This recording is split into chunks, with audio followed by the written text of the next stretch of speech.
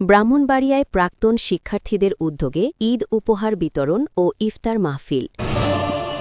দেখছেন ডিজিটাল ব্রাহ্মণবাড়িয়া.com।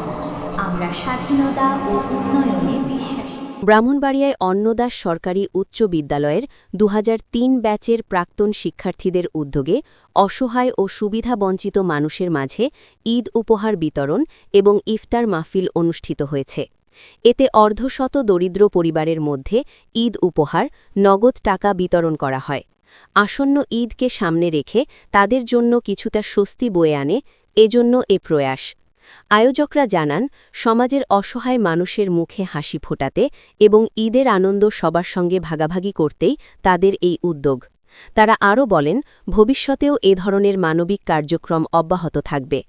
পরে একটি ইফতার মাহফিল আয়োজন করা হয়, যেখানে প্রাক্তন শিক্ষার্থী, স্কুলের শিক্ষকরা অংশ নেন।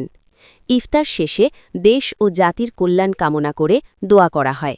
উল্লেখ্য, ২০০৩ ডোনেট টু স্মাইল ফান্ডের সহযোগিতায় এই কর্মসূচি বাস্তবায়ন করা হয়।